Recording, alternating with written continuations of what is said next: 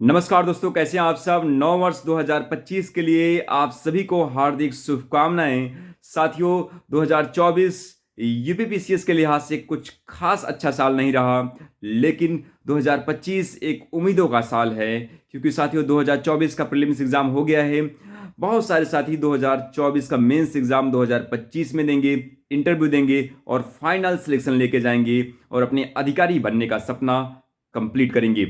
तो साथियों, यहाँ पे जो बात करने वाले हैं 2025 प्रीलिम्स के लिए आपकी क्या स्ट्रेटजी होनी चाहिए और कब तक इसका एग्जाम आपका होगा। तो साथियों 2025 का जो प्रीलिम्स एग्जाम, क्योंकि इसका कैलेंडर साथियों आपका एक हफ्ते के अंदर जो है मुझे उम्मीद है कि आ जाएगा, और इसका एग्जाम जो है 2025 का प्रीलिम्स का, वो मुझे ऐसा लगता है कि जून के मंथ में आपका एग्जाम, मिड जून के आसपास जो है इसका एग्जाम आपका होना चाहिए।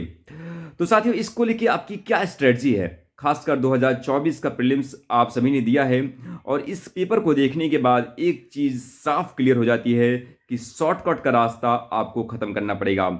जो शॉर्टकट आप लोग अपनाते हैं कि छोटी छोटी नोट्स, पतले नोट्स वगैरह पढ़ के आप एग्जाम देने जाते हैं, तो उसको अब खत्म करना पड़ेगा और अब आपको ढंग से पढ़ाई करनी पड़ेगी। तो ढंग से जो है साथियों का क्या मतलब है कि जो 5-6 किताबें हैं, मानक स्टैंडर्ड बुक हैं, उसको एक बार अच्छे से आप पढ़ लीजिए। एक बार अच्छे से अगर आप पढ़ लेंगे तो सारा झमेला ही खत्म हो जाएगा। कौन कौन सी किताबें, जैसे साथियों बात करेंगे पहले हिस्ट्री की बात करते हैं। तो साथियों मॉडर्न हिस्ट्री के लिए आप स्पेक्ट्रम की बुक उठाइए और पढ़ लीजिए। जैसे आप स्पेक्ट्रम की बुक पढ़ लेंगे तो साथियों आपके 90% क्वेश्चन आराम से सही हो जाएंगे। तो 90% क्वेश्चन साथियों इस स्पेक्ट्रम की बुक से आपके आते हैं, चाहे यूपीएससी के एग्जाम हो या फिर पीसीएस के एग्जाम हो। तो इसको उठा लीजिए, पढ़ लीजिए, सारी टेंशन ही खत्म हो जाएगी। इसके बाद साथियों दूसरा चीज है आपका जो एंशिएंट और मेडिवल हिस्ट्री है। तो साथियों जो है एनसीईआरटी की बुक आती है और इसको लेके आप पढ़ लीजिए। तो एक बार आपको मेहनत करने की जरूरत है। एक बार आपने इस स्टैंडर्ड बुक को अच्छे से पढ़ लिया, फिर इसके बाद आपको दिक्कत नहीं होने वाली है। तो ये साथियों हिस्ट्री की बुक है, इसको लाइए और पढ़ के खत्म करिए। क्योंकि साथियों जब आप तैयारी के मैदान में आए हैं तो शॉर्टकट का रास्ता क्यों अपनाना, आपको अच्छे से पढ़ना है, क्योंकि आपको मेंस एग्जाम भी देना है। और मेंस एग्जाम देने में साथियों ये किताबें आपकी बहुत ज़्यादा हेल्प करेंगी, ठीक है। इसके बाद दूसरी साथियों वो है पॉलिटी। पॉलिटी के लिए एक ही किताब आपको पढ़नी है, तो ढंग से उसको साथियों 2-3 बार अच्छे से पढ़ लीजिए। आपके लगभग 90% क्वेश्चन सही हो जाएंगे। कौन सी किताब है? एम लक्ष्मीकांत की किताब है। लगभग पूरा इंडिया ही जानता है इस किताब के बारे में। तो साथियों इसको आपको पढ़ना है, पढ़ लीजिए।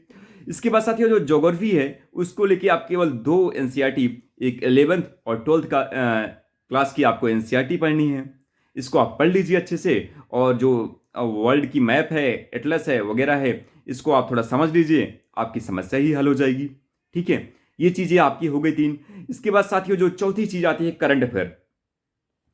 तो साथियों करंट अफेयर के लिए जो है अभी तक जो आपने पढ़ा है, क्योंकि करंट अफेयर आपने जो पढ़ा यूपीपीसीएस 2024 के लिए शायद उतना काम नहीं आया, लेकिन साथियों अगर आप 2024 के करंट अफेयर को उठा के देखिए, जो आपने पढ़ा था वही चीजें आया, लेकिन एग्जामिनर का जो पूछने का तरीका था, जो पूछना जिस हिसाब से उसने क्वेश्चन की फ्रेमिंग की, वहां पे प्रॉब्लम आ गई।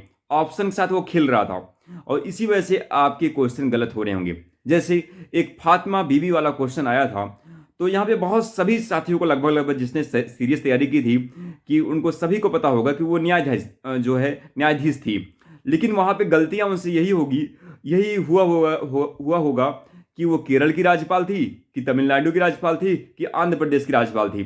तो जो यहाँ पे एग्जामिनर थोड़ा डिटेल में जा रहा है, तो आपको करंट अफेयर जो पढ़ रहे हैं आप, जैसे आपने आई दृष्टि पढ़ा होगा, घटना सार पढ़ा होगा, या फिर मंथली आप मैगजीन क्रॉनिकल पढ़ रहे होंगे, तो थोड़ा सा आपको डिटेल वाइज पढ़ना है, शॉर्टकट को नहीं अपनाना साथियों। तो जो भी आप करंट अफेयर पढ़ रहे हैं थोड़ा डिटेल वाइज आप पढ़िएगा, आपको दिक्कत होगा ही नहीं करंट अफेयर में।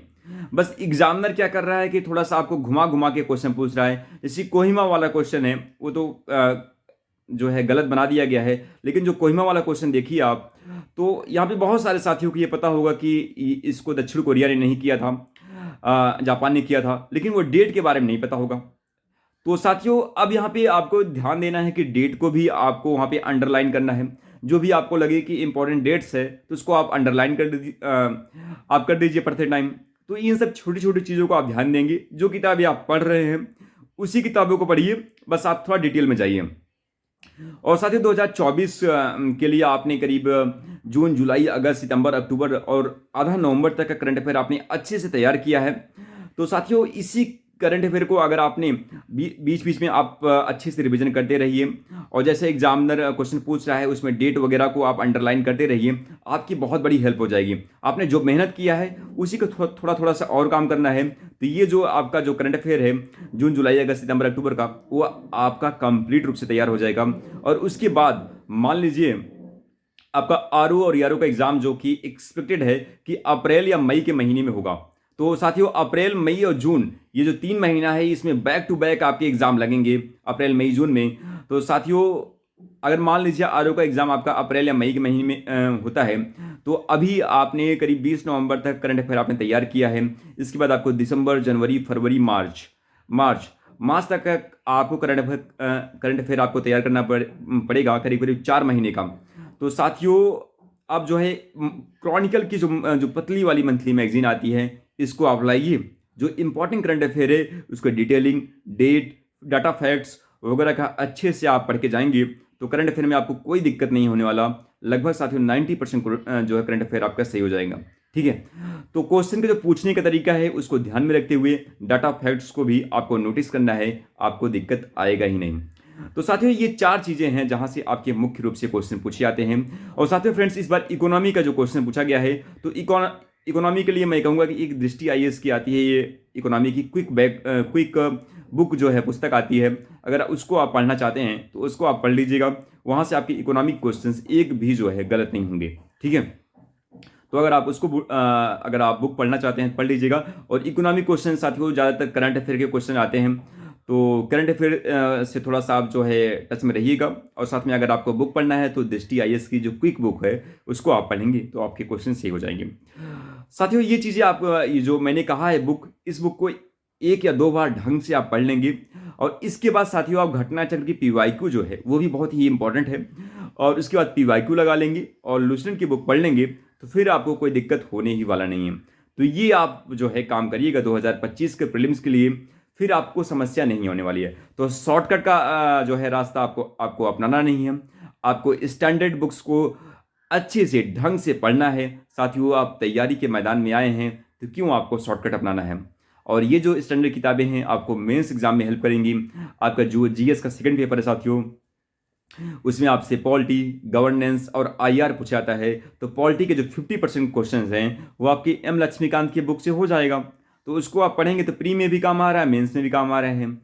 साथ में फ्रेंड्स, अगर आप स्पेक्ट्रम की बुक पढ़ते हैं तो साथियों जीएस का जो फर्स्ट पेपर है जिसमें आपका हिस्ट्री, सोसाइटी और ज्योग्राफी पूछी जाती है, तो साथियों फर्स्ट पेपर में आपसे जो है करीब करीब 5-6 क्वेश्चन को हल करने में आपकी स्पेक्ट्रम की बुक आपको डायरेक्ट हेल्प करेगी मॉडर्न हिस्ट्री के।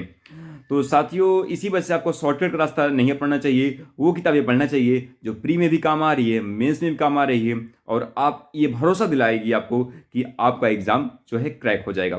ठीक है साथियों, आप लोग पढ़ते रहिए, कोई भी दिक्कत हो कमेंट जरूर करिएगा। थैंक यू सो मच साथियों।